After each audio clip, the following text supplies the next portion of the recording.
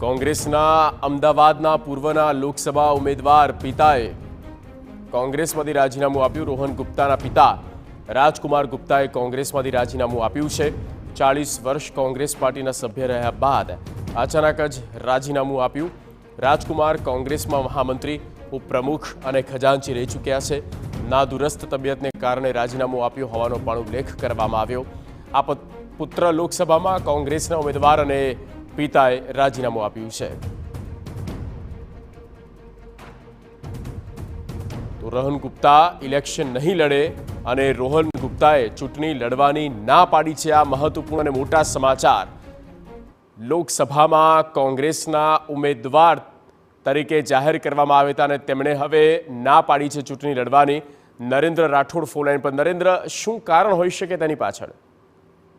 જી, થોડી વાર પહેલા જ જ્યારે વાતચીત થઈ હતી તેમાં પણ મેં સ્પષ્ટ કર્યું હતું કે રોહન ગુપ્તાને કેન્ડિડેટ બનાવતા તેઓ નારાજ હતા અને એના કારણે જ એમને કોંગ્રેસ પક્ષમાંથી રાજીનામું આપ્યું હોઈ શકે એ પ્રકારની શક્યતા દર્શાવી હતી। ત્યારબાદ એમને હોસ્પિટલ પણ લઈ જવામાં આવ્યા છે અને હવે રોહન ગુપ્તાએ પણ ચૂંટણી લડવા ઇનકાર કરી દીધો છે। તેમને સોશિયલ મીડિયા પર એક પોસ્ટ કરી છે અને સાથે જ પ્રદેશ અધ્યક્ષ શક્તિસિંહ ગોહિલને પણ એક લેટર લખ્યું છે અને એ લેટરમાં પણ એમને સ્પષ્ટ લખ્યું છે કે મારા પિતાની નાદુરસ્ત તબિયતના કારણે તેઓ લોકસભા ચૂંટણી લડવા માટે અસમર્થ છે અને એના જ કારણે તેઓ પોતાની દાવેદારી પરત ખેંચી રહ્યા છે।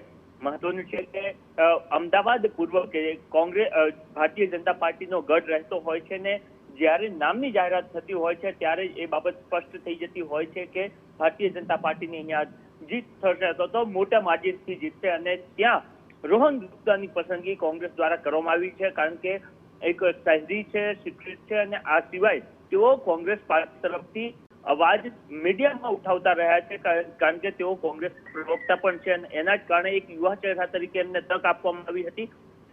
પરંતુ એમને જે તક આપવામાં આવી હતી એનાથી એમના પિતા નારાજ જણાઈ ગયા હતા અને એ નારાજગીના કારણે જ એમના પિતાએ પક્ષમાંથી રાજીનામું આપ્યું। જરૂરથી કારણ એમને નાદુરસ્ત તબિયત દર્શાવી છે, પરંતુ જે માહિતી પ્રાપ્ત થઈ રહી છે એ મુજબ એમના પિતા નારાજ હતા અને એ નારાજગી બાદ એમને રાજીનામું આપ્યું અને એના જ કારણે રોહન ગુપ્તાએ પણ પોતાની દાવેદારી પરત ખેંચી છે અને આ એક રીતના કોંગ્રેસનું જે મોરલ કહેવાય એના પર ફટકા સમાન છે કારણ કે એક તરફ કોંગ્રેસ એ સતત દાવો કરતું હોય છે કે ભારતીય જનતા પાર્ટી ખૂબ મજબૂત છે, 5 લાખની લીડની વાત કરે છે, પરંતુ કોંગ્રેસનો એક કાર્યકર્તા ભારતીય જનતા પાર્ટી સામે લડવા માટે સક્ષમ છે અને જે લોકો મીડિયામાં કોંગ્રેસ પક્ષ વતી અવાજ રજૂ કરતા હોય છે એવા રોહન ગુપ્તા જો આ સ્થિતિમાં પક્ષ પાસેથી ખસી ગયા છે, જરૂરથી કારણ તેઓ અન્ય લગાવી રહ્યા છે, પરંતુ એ સ્થિતિમાં એક મોરલ જે છે કોંગ્રેસનો એના પર જરૂરથી અસર થતી જોવા મળશે। જી બિલકુલ નરેન્દ્ર, આભાર તમામ માહિતી આપવા બદલ। તો પિતા નારાજ હોવાનું પણ એક એ ચર્ચા છે અને જેના લીધે જ તેમણે રાજીનામું આપ્યું હોય તેવું મનાઈ રહ્યું છે।